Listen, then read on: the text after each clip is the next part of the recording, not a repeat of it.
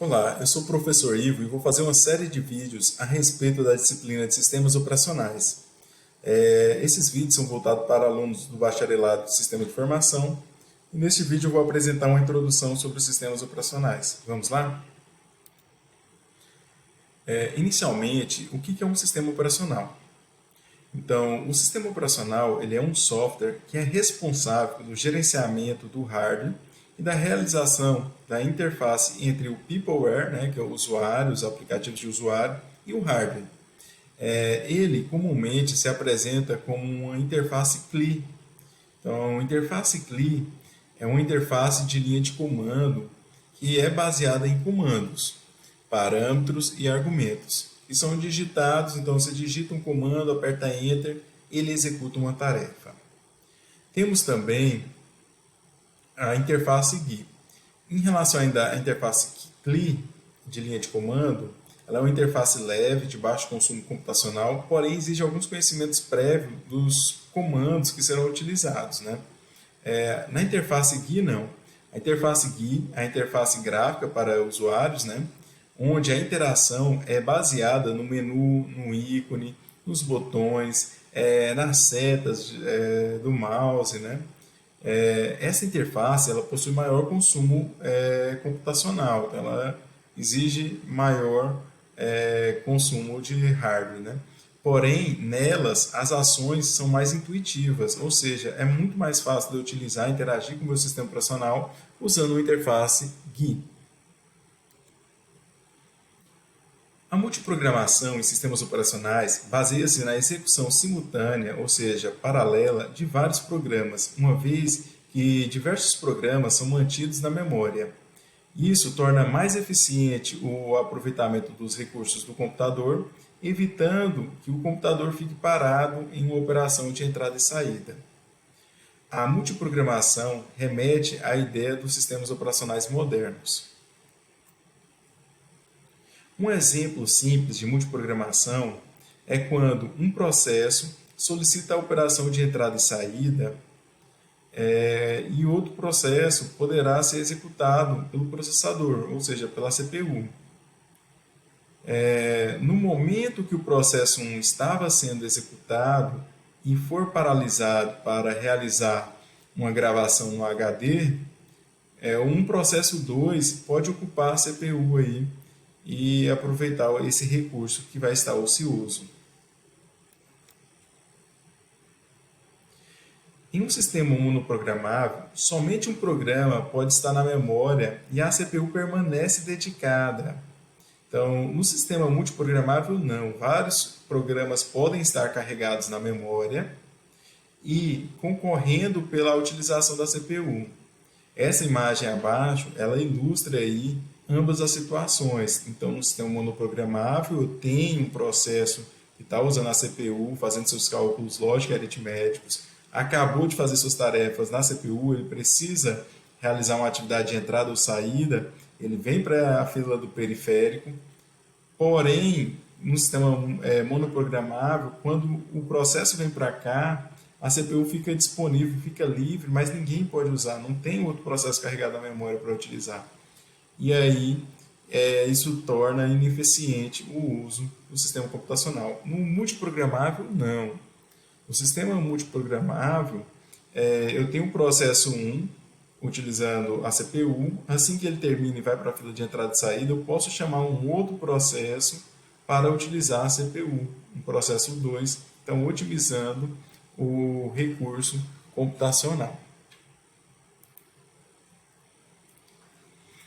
Dentre as várias arquiteturas, ou seja, estrutura dos sistemas operacionais, as mais conhecidas são as monolíticas, as baseadas em camadas, a de micronúcleo, a cliente-servidor, a de máquinas virtuais e a de exonúcleo. Vamos falar sobre cada uma delas aqui. No sistema monolítico, o sistema operacional inteiro é executado como um único programa no modo núcleo. A organização mais comum é aquela que a estrutura do sistema como um conjunto de rotinas que pode interagir livremente uma com as outras. Então, pode ser comparadas aí com a aplicação formada por vários procedimentos que são compilados separadamente e depois linkados, formando um grande e um único programa executável. Então, a figura 7 desse slide apresenta o sistema monolítico, onde há as aplicações, aqui no modo usuário, que interage com o modo núcleo, o modo kernel, através da chamada de sistemas. Então, isso permite aí realizar as operações nos dispositivos de hardware e no sistema computacional. Então, a aplicação chega aqui, interage com o chamado de sistemas, que interage com outras gerências e ocupa a relação aí de atividade com o hardware. Já o sistema em camadas, ele divide o sistema operacional em sistemas sobrepostos. Cada módulo oferece um conjunto de funções que pode ser usado por outros módulos. A vantagem da estruturação em camadas é isolar o sistema computacional, facilitando a sua alteração e depuração. Também cria uma hierarquia de níveis de módulo, protegendo as camadas mais internas. Essa figura desse slide aí apresenta o sistema em camadas, né? Note que as aplicações de sistema, as aplicações de usuário estão separadamente das demais funções, permitindo uma organização mais clara, definindo uma proteção maior para as camadas mais internas e facilitando também possíveis manutenções desse sistema operacional.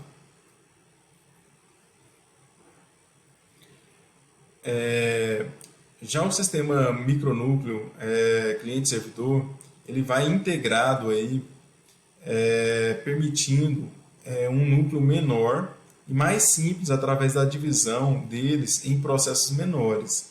Dessa forma, sempre que uma aplicação deseja algum serviço, ela solicita ao processo responsável. Assim, a aplicação que solicita um serviço é chamada de cliente e o processo que responde à solicitação é chamado de servidor. Então, esta figura aí apresenta os sistemas micronúcleo, cliente e servidor, né, integrados, onde a aplicação cliente necessita acessar um arquivo e a demanda é encaminhada para o micronúcleo. Então, é encaminhada a solicitação para o microkernel, aqui micronúcleo, que por sua vez vai encaminhar uma mensagem de solicitação para o servidor de arquivos, que implementa a função desejada e encaminha uma resposta da solicitação para o micronúcleo, que interage com o hardware, que após a interação encaminha o acesso à aplicação cliente. Os sistemas de máquinas virtuais são baseados no IBM aí, VM370. Ele fornece um nível intermediário entre o sistema operacional e o hardware. Cada máquina virtual pode ter seu próprio sistema operacional e cria diversas máquinas virtuais independentes e isoladas. Também eles possuem uma VMM, que é um monitor da máquina virtual, ou também conhecida como hipervisor. Então, o hipervisor ele pode ser visto como um software que cria e executa máquinas virtuais, separando os sistemas operacionais e os recursos de um sistema do hardware para alocar para as máquinas virtuais criadas.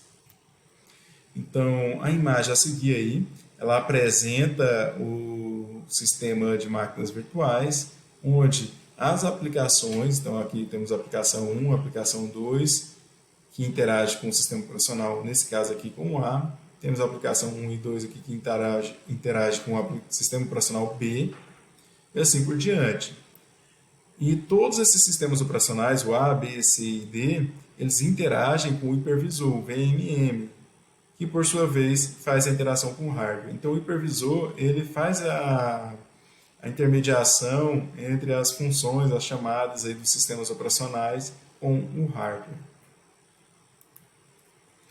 Bom, o sistema exonúcleo, né, ou exokernel, ele foi apresentado pelo MIT, né, em 1995, por volta desse ano, né? O interessante é que ele força as abstrações sobre os recursos. Ele não força as abstrações sobre os recursos e ele permite que as aplicações usam da maneira mais próxima possível o hardware real, onde o núcleo do sistema operacional é responsável pela alocação de um determinado recurso para a aplicação. E a aplicação é responsável pelo uso eficiente do recurso, optando por criar mecanismos adicionais em cima destes. Então, o exokernel, o exonúcleo, permite, assim, um alto ou baixo nível de abstração sobre um recurso. Então, temos essa imagem aqui que faz uma comparação entre um kernel normal e um exokernel. Então, num kernel normal, são realizadas as interações diretas entre as bibliotecas e os aplicativos de usuário, e esse kernel faz a intermediação com o hardware. No caso do exokernel, não. Então, os programas podem comunicar com o hardware de forma mais direta. Então, eu posso ter a biblioteca comunicando com o hardware de uma forma mais direta e objetiva.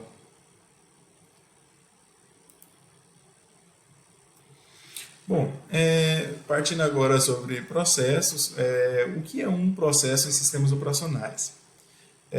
Um processo em sistemas operacionais é um programa que está sendo executado no seu sistema computacional. Quais são as diferenças entre programa e processo? Muitas vezes as pessoas fazem confusão. O processo ele é uma entidade dinâmica e efêmera. Já o programa não, ele é uma entidade estática e permanente. Ele é uma sequência de instruções. O processo ele vai ser um executável ali para aquela máquina.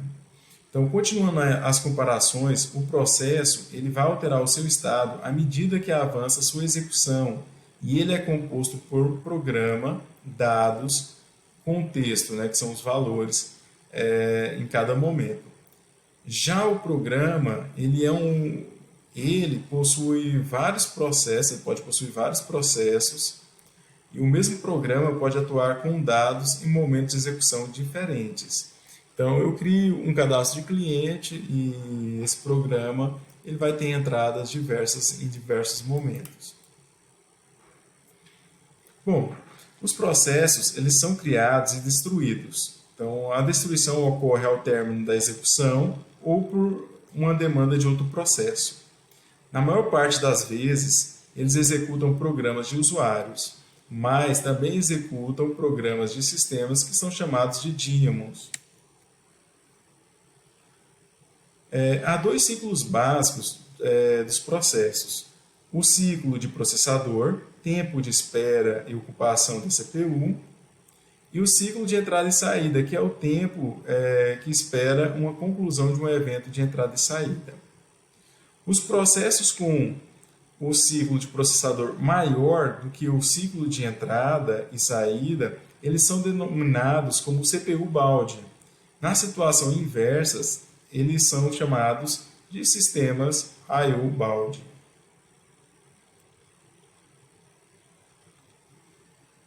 A hierarquia ou árvore de processos. Na maioria dos sistemas operacionais, os processos são criados por outros processos. Isso através de chamadas de sistemas. No Linux, por exemplo, o init faz essa ação, que ele é o processo raiz. A representação hierárquica ela pode ser feita através de uma árvore que possui evolução dinâmica. Então, o processo criador é o pai e o processo criado é o processo filho. Então, nessa figura é feita a ilustração de uma árvore dos processos, onde há o processo pai e os filhos criados. Sendo que um processo filho pode criar outro processo, assim como apresentado aí na relação entre F1 e F4 e apresentado também entre F4 e F6. Bom, as ações sobre os processos podem ser determinadas por grupos, não só de forma individual.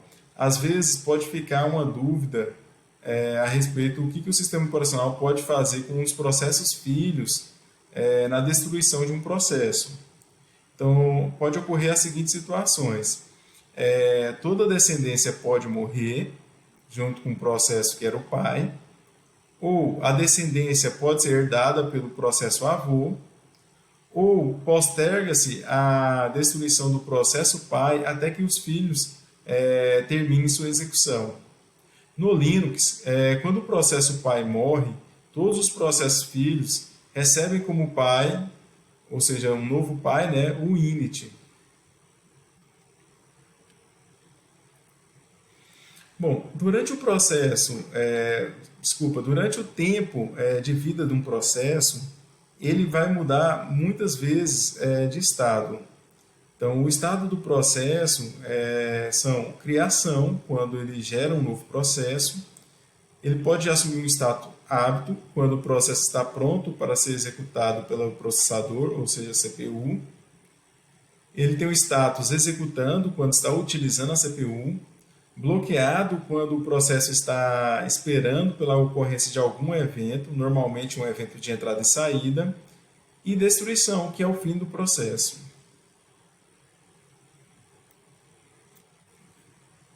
Inicialmente, o processo ele passa pelos estados de criação, quando um bloco descritor na memória RAM passa a ser utilizado para carregar as informações do processo na memória RAM. Quando o processo é carregado na memória RAM e ele está pronto para a utilização na CPU, ele tem um status definidos como apto ou pronto. O processo apto fica aguardando o escalonador de processo selecionar ele para utilizar a CPU. Então, ele fica ali aguardando até o momento de utilizar a CPU. Quando selecionado, o status do processo passa a ser executando. Após alguns cálculos lógicos e aritméticos, o processo poderá demandar alguma ação de entrada e saída. Neste momento, o processo vai para uma fila do dispositivo de entrada e saída e seu status é alterado para bloqueado, como a gente pode ver aqui.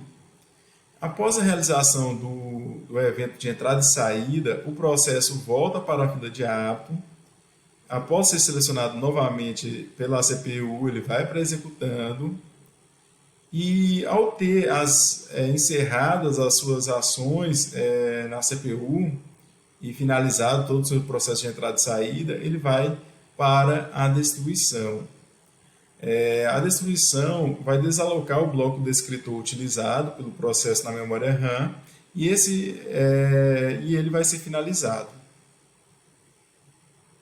Em casos especiais, como erros, o processo pode sair do status bloqueado diretamente para a destruição.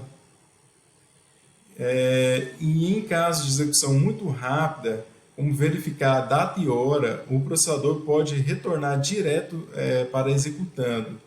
Neste caso, não há operação de entrada e saída, só consulta de variáveis do próprio sistema operacional. Quando existe mais de um processo no sistema, em um determinado momento, de acordo com o seu status, o processo pode fazer parte de uma fila diferente. As filas são implementadas como listas encadeadas, em que os escritores não são copiados de uma fila para outra. Há apenas uma manipulação dos apontadores. Bom, fila de livres, anterior à criação do processo. Geralmente, os sistemas operacionais possuem uma fila de descritores livres. Quando o processo é criado, o descritor é retirado da fila de livres e é preenchido e inserido na fila de aptos. Quando o processo é destruído, o descritor é esvaziado e volta para a fila de descritores livres. A fila de aptos ou fila de prontos tem vários processos que podem ser executados simultaneamente, mas só um que vai poder utilizar a CPU a cada momento. Estamos falando de um computador com um único processador, Então, só um vai poder utilizar, os demais vão ficar esperando a CPU e ficam numa fila de aptos, aguardando essa seleção, esse escalonamento pelo processador. Filas de entrada e saídas, elas são associadas a cada periférico. O tempo de acesso a um periférico é muito grande, se comparado aí ao tempo de execução de um processador. Enquanto um processo está bloqueado utilizando o periférico, os demais processos que forem chegando terão que esperar aí numa fila. E os computadores, eles possuem uma variada gama de periféricos, que possui um controlador de periféricos com a função de conectá-los ao processador e possibilitar que as solicitações desses sejam atendidas, tais como ler dados, escrever, entre outras. Nesse slide é apresentado um fluxograma, então temos esse fluxograma aqui, uma solicitação de entrada e saída. Então, o processo é iniciado quando o processo do computador faz uma solicitação de entrada e saída. Este processo vai para a fila de entrada e saída do periférico. A fila de entrada e saída do periférico está livre. Então, se estiver livre, é realizada a operação de entrada e saída e o processo vai para a fila de hábitos. Se a fila não está vazia, a fila de entrada e saída fica observando se houve alguma interrupção.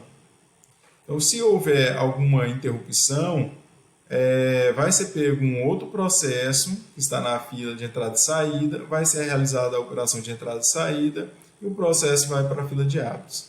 Caso contrário, se não houve uma interrupção, o processo fica aguardando na fila de entrada e saída até que chegue a sua vez.